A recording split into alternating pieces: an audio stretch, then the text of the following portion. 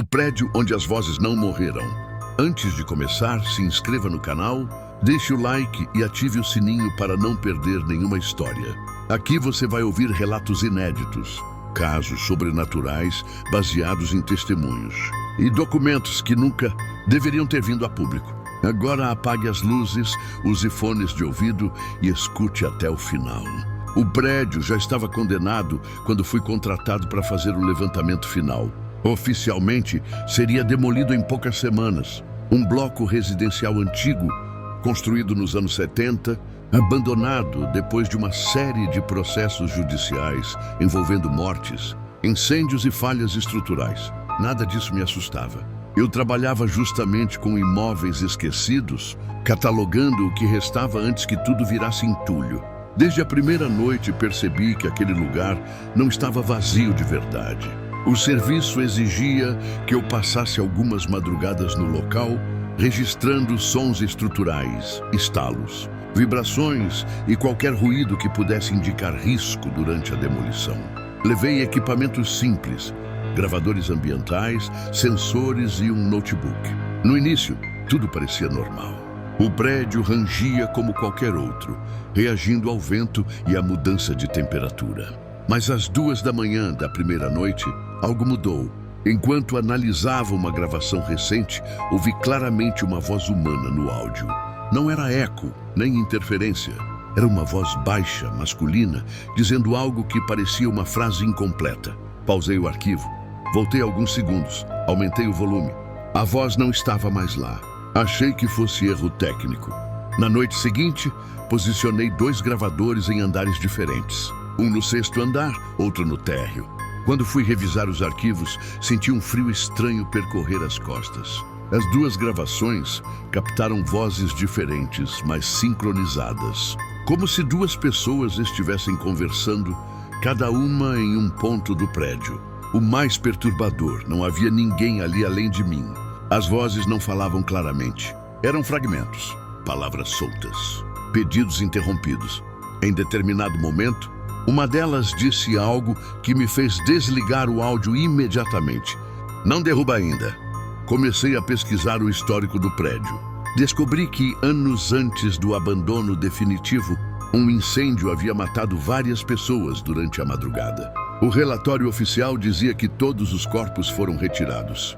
Mas encontrei uma inconsistência. 3 moradores constavam como não localizados, sem óbito confirmado, sem registro de saída. Na terceira noite, decidi testar algo diferente. Levei um microfone direcional e fiquei em silêncio absoluto, sentado no corredor do 5º andar. Não gravei nada por quase 1 hora. Então, sem aviso, ouvi passos acima de mim. Passos lentos, arrastados, como se alguém caminhasse com dificuldade. Liguei o gravador. No áudio, além dos passos, surgiu uma voz muito próxima do microfone. Ela não sussurrou. Falou claramente, com uma calma desconfortável. Agora você está ouvindo certo. Foi nesse momento que percebi algo que não constava em nenhum relatório técnico. O prédio não apenas fazia barulho. Ele, depois daquela frase registrada no áudio, considerei abandonar o trabalho. Passei o restante da madrugada dentro do carro, observando o prédio pela janela, tentando decidir se aquilo tinha sido medo acumulado ou algo realmente fora do comum. Quando o sol nasceu, entrei novamente apenas para desligar os equipamentos. Nenhuma voz, nenhum passo. Apenas o rangido comum da estrutura antiga, como se nada tivesse acontecido. Voltei na noite seguinte por obrigação contratual. O cronograma não permitia atrasos. Levei equipamentos novos, lacrados, para eliminar qualquer possibilidade de falha anterior. Instalei sensores de movimento em 3 andares diferentes e deixei os gravadores funcionando. Em gravação contínua, decidi não usar fones enquanto trabalhava, para não me sugestionar. Às 2h17 da madrugada, todos os sensores dispararam ao mesmo tempo. Não foi movimento físico. O registro indicava variação de pressão no ar, como se grandes volumes tivessem atravessado os corredores sem tocar no chão. As luzes de emergência piscaram por alguns segundos e, logo depois, os gravadores desligaram sozinhos. Fiquei parado, tentando processar o que estava vendo. quando ouvi algo vindo do poço da escada. Era um som coletivo. Várias respirações ao mesmo tempo. Algumas rápidas, outras profundas, todas descompassadas. Nenhuma delas parecia pertencer a alguém saudável. Quando me aproximei da escada, senti um cheiro forte de fumaça velha, como madeira queimada há muitos anos. Liguei um dos gravadores manualmente. O visor acendeu, mas não mostrava tempo de gravação. Apenas uma sequência de números que não reconheci. Enquanto observava aquilo, as respirações cessaram de repente, substituídas por um silêncio absoluto. Em seguida, uma voz feminina falou firme, sem emoção. Ele ainda não entende. Corri para o térreo e tentei sair do prédio. A porta principal, que sempre ficava destrancada, estava fechada. Forcei a maçaneta, bati, empurrei com o ombro. Nada. Meu celular não tinha sinal, embora funcionasse normalmente ali em outras noites. Quando me virei, percebi que o corredor parecia diferente, mais estreito. As paredes estavam marcadas por manchas escuras que não existiam antes, como sombras impregnadas no concreto. O rádio do meu equipamento começou a emitir interferência. Entre os ruídos, surgiram vozes conhecidas. Reconheci claramente uma delas como sendo de um morador que havia morrido no incêndio, cuja entrevista eu tinha lido nos arquivos públicos. Ele falava frases curtas, repetindo o próprio nome, como se estivesse tentando se lembrar de quem era. As vozes começaram a se sobrepor, aumentando de volume. Algumas choravam, outras gritavam, outras apenas respiravam, muito perto do microfone. No meio do caos sonoro, uma única voz se destacou, mais próxima, mais clara do que todas as outras. Se o prédio cair, nós caímos de novo. Nesse instante, compreendi que aquelas gravações não eram ecos residuais nem manifestações aleatórias. Eram registros conscientes. As vozes sabiam que o prédio seria demolido.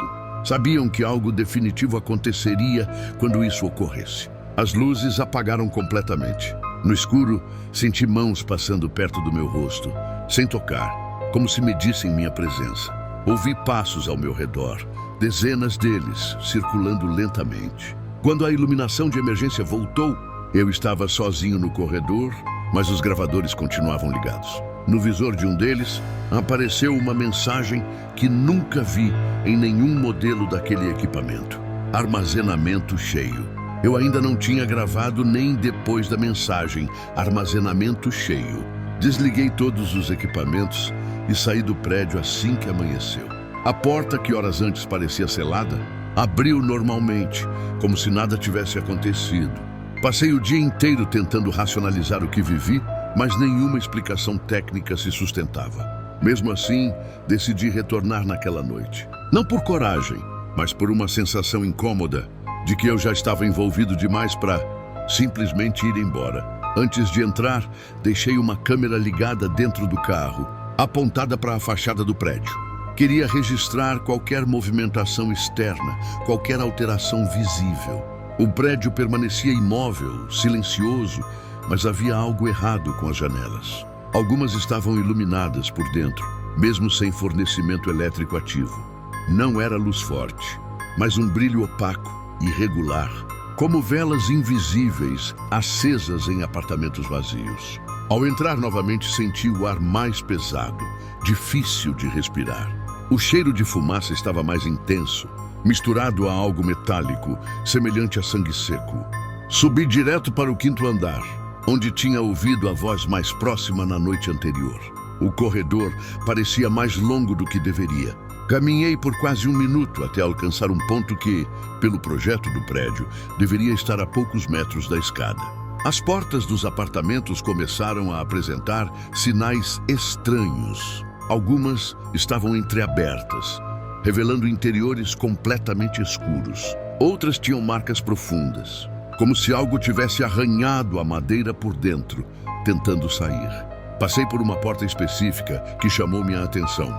O número estava parcialmente queimado, mas ainda era possível ler. Era o apartamento de um dos moradores listados como não localizado após o incêndio.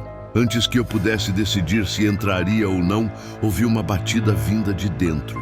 Não foi forte. Foi lenta, ritmada, 3 toques espaçados como alguém pedindo permissão. Dei um passo para trás, sentindo o coração acelerar. A batida se repetiu, agora acompanhada de um sussurro baixo, quase carinhoso. Você consegue nos ouvir melhor agora? Corri escada abaixo, ignorando qualquer tentativa de registrar aquilo. Os passos atrás de mim eram muitos, mas não produziam eco. Era como se dezenas de pessoas se movessem sem peso algum. Ao alcançar o térreo, tropecei e caí. No impacto, ouvi claramente várias vozes reagirem ao mesmo tempo, como se sentissem minha dor. Levantei e percebi que o saguão havia mudado.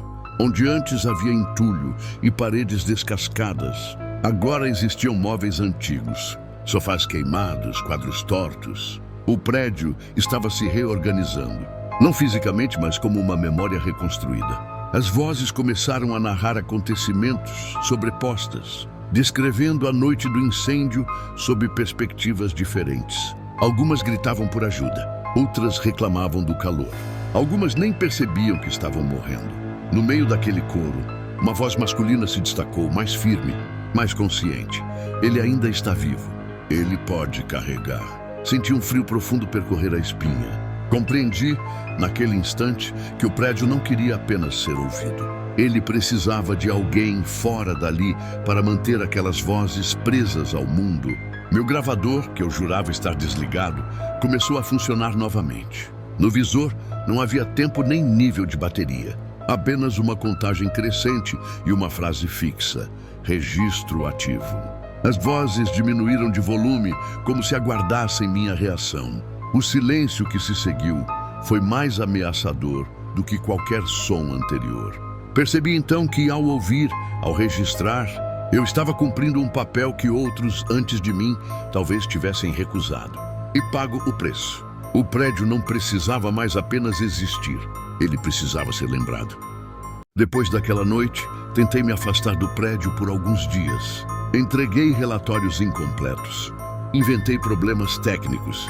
Pedi adiamento da demolição, alegando falhas estruturais graves. Tudo foi aceito rápido demais, como se ninguém quisesse realmente se aproximar daquele lugar. Mesmo longe, o prédio não saiu de mim.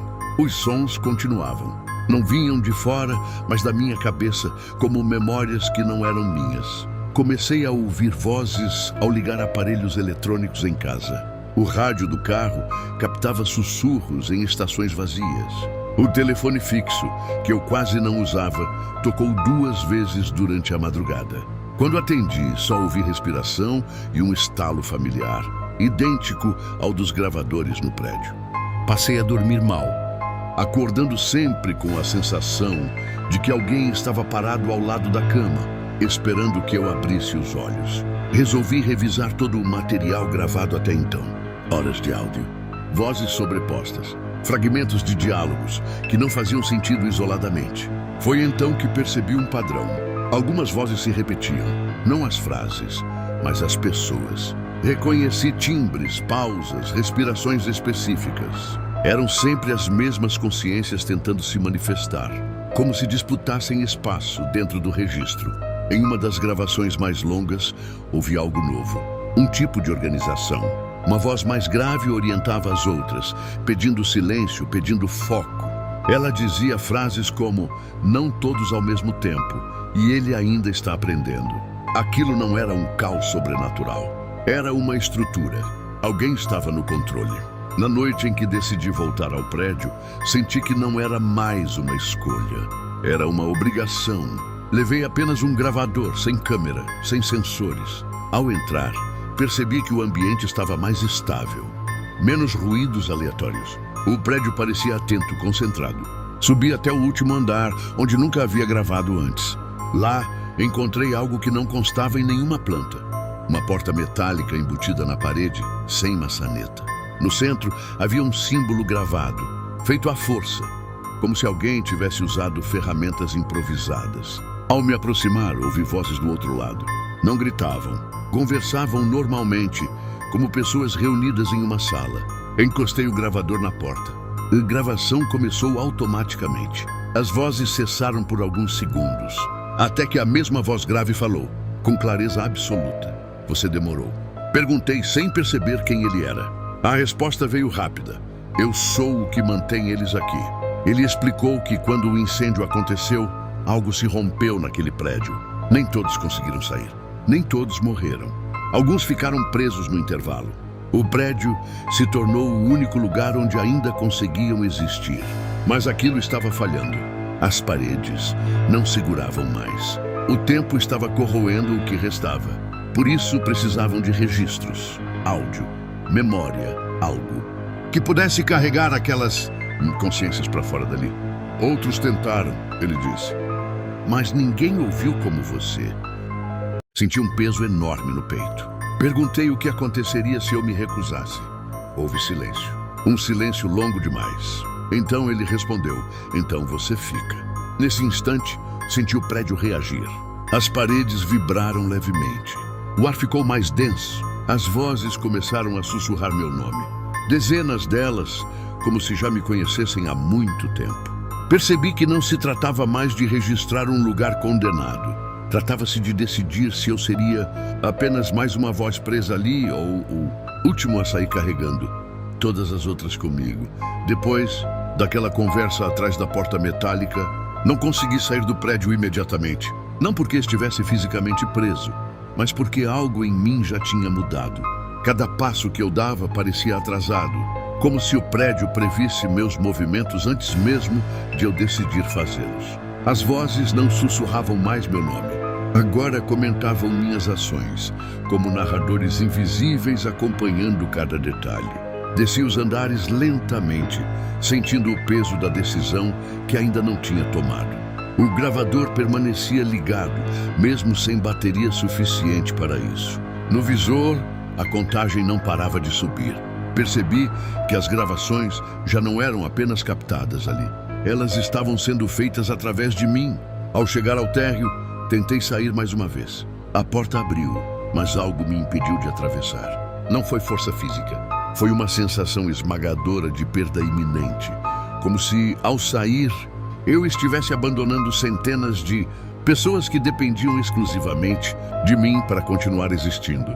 As vozes não pediam mais. Elas esperavam. Passei os dias seguintes em um estado estranho de vigília constante. Mesmo fora do prédio, eu continuava ouvindo fragmentos de conversas. Em lugares públicos, sons comuns se distorciam em palavras. O ruído do metrô virava lamento. O vento entre prédios carregava nomes que eu nunca tinha ouvido antes, mas que de alguma forma eu reconhecia. Comecei a sonhar com apartamentos que nunca visitei. Via pessoas sentadas em salas queimadas, conversando comigo como se fôssemos velhos conhecidos. Elas não pareciam hostis, pareciam cansadas. Em todos os sonhos, a mesma voz grave surgia no final, lembrando-me do acordo implícito que eu ainda não havia formalizado. Voltei ao prédio na noite seguinte, levando um equipamento maior, um gravador profissional, capaz de armazenar dias de áudio contínuo. Ao entrar, senti algo próximo de alívio vindo das paredes. As vozes ficaram mais organizadas, menos caóticas. A porta metálica no último andar estava aberta. Dentro encontrei um espaço que não fazia sentido arquitetônico. Era amplo demais. Parecia uma sala criada a partir de lembranças sobrepostas. Havia cadeiras, mesas, objetos parcialmente queimados, todos dispostos como se alguém tivesse tentado reconstruir um ambiente familiar usando fragmentos incompletos. No centro da sala, um antigo gravador de rolo funcionava sem energia alguma. A voz grave se manifestou novamente, agora sem eco, sem distorção. A demolição foi marcada para 3 dias depois. Recebi a notificação oficial por e-mail, mas eu já sabia antes mesmo de abrir a mensagem. As vozes comentavam o tempo todo. Falavam em horas, em contagens regressivas, em quando tudo tremer. Não havia mais tentativa de me convencer. Elas já agiam como se a decisão estivesse tomada. Passei o primeiro dia tentando resistir. Desliguei o gravador profissional e o deixei no fundo de um armário. Em menos de 1 hora, comecei a ouvir os sons novamente, agora sem nenhum aparelho por perto. As vozes estavam mais fracas, fragmentadas, como se algo estivesse se desfazendo. Algumas choravam. Outras repetiam frases desconexas, perdendo a noção de quem eram. A voz grave surgiu apenas uma vez. Baixa, cansada, sem registro. Nós apagamos. Naquela noite, acordei com uma pressão absurda no peito, como se algo estivesse sentado sobre mim. Não conseguia me mover. No silêncio do quarto, ouvi o som inconfundível de fita girando. Não vinha de lugar algum específico. Era como se estivesse dentro da minha cabeça. Entre o ruído, dezenas de vozes começaram a falar ao mesmo tempo, todas suplicando, todas se sobrepondo. No meio do caos, reconheci uma coisa nova: medo real. Elas estavam morrendo pela segunda vez. Levantei antes do amanhecer e voltei ao prédio. O lugar estava diferente. Partes do teto haviam cedido, mesmo sem intervenção externa. Paredes apresentavam rachaduras profundas, como se o próprio prédio estivesse colapsando antes do previsto. Cada passo que eu dava era acompanhado por um coro baixo, constante, como se o edifício respirasse com dificuldade. Subi direto para a sala atrás da porta metálica. Lá dentro, o espaço parecia menor. Objetos haviam desaparecido. As vozes estavam mais fracas, menos definidas. O gravador de rolo girava de forma irregular, falhando a cada poucos segundos. A voz grave falou novamente, agora com urgência evidente. Se não for agora, não será mais possível. Perguntei quanto tempo restava. Ele respondeu apenas pouco. Então explicou algo que nunca tinha mencionado antes. O registro completo exigia um vínculo final. Não bastava gravar. Era necessário que alguém permanecesse conectado durante o colapso. Alguém que servisse como ponte no momento exato da destruição. Compreendi o que ele queria dizer antes mesmo que terminasse. Se eu aceitasse, teria que estar ali quando o prédio fosse demolido. Senti um pânico genuíno. Meu instinto gritava para fugir, abandonar tudo, deixar aquelas vozes desaparecerem. Mas ao mesmo tempo, senti algo mais profundo. A certeza de que, se eu fosse embora, jamais teria paz. Elas já estavam ligadas a mim. Mesmo sem aparelhos, mesmo longe, continuariam tentando existir através da minha memória. A demolição foi marcada para 3 dias depois. Recebi a notificação oficial por e-mail, mas eu já sabia antes mesmo de abrir a mensagem. As vozes comentavam o tempo todo.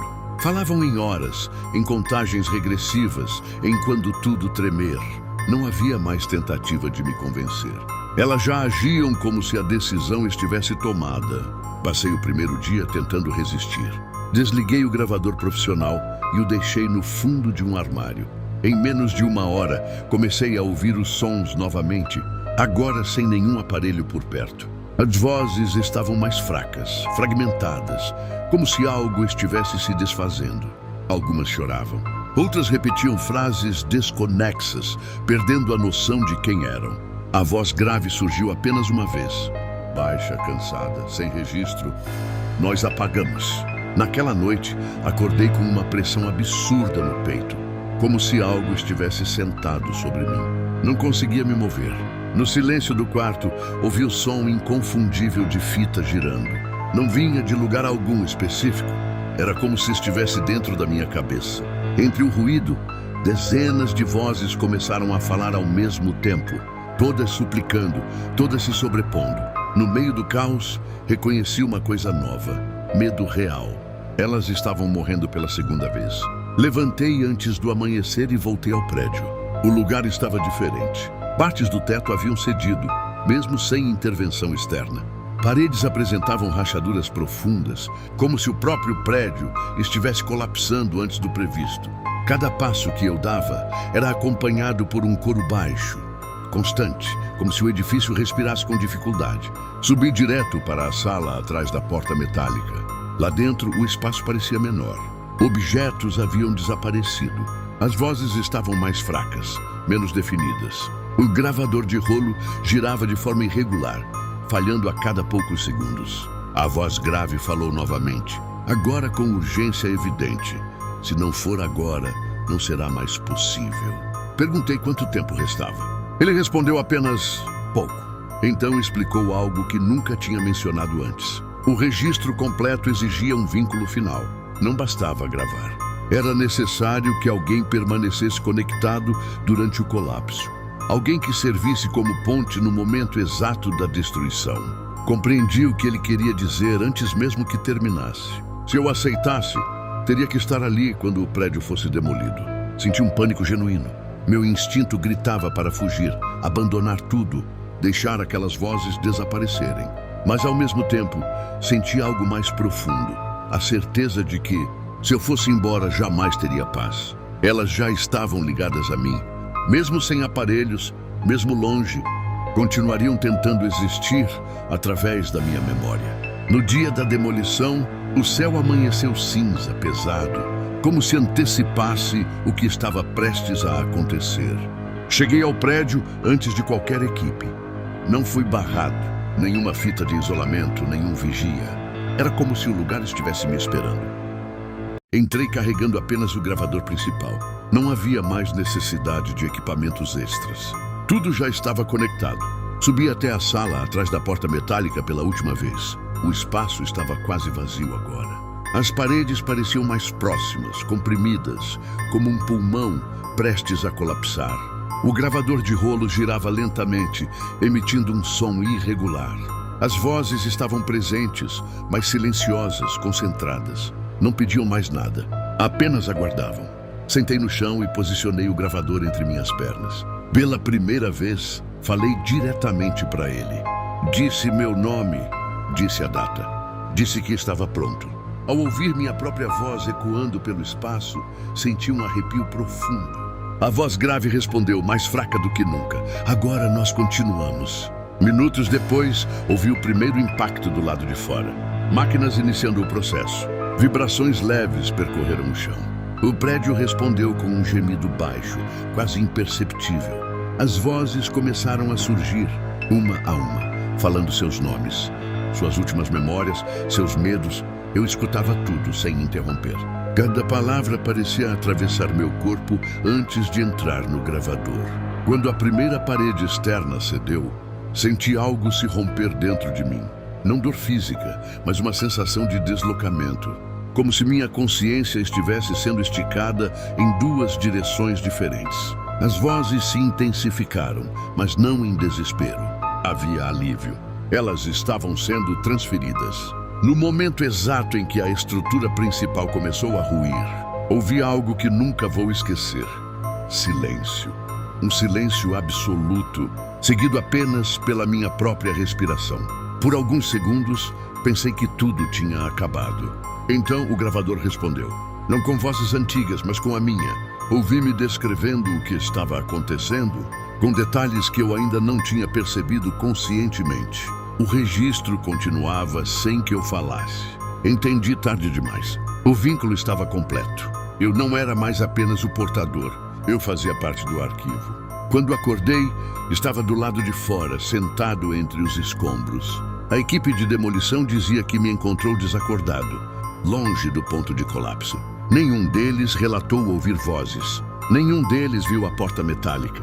Oficialmente, tudo terminou ali. Mas o gravador estava comigo.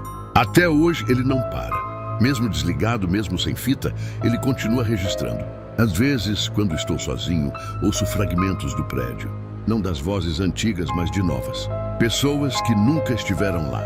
Pessoas que escutaram os áudios depois. Pessoas que ficaram tempo demais ouvindo. Agora eu entendo. O prédio caiu, mas o lugar não desapareceu. Ele apenas mudou de forma. Cada reprodução cria uma nova parede. Cada ouvinte adiciona um novo andar. Enquanto alguém apertar o play, o registro nunca vai acabar. Se você está ouvindo isso agora, não é coincidência. Você também está dentro.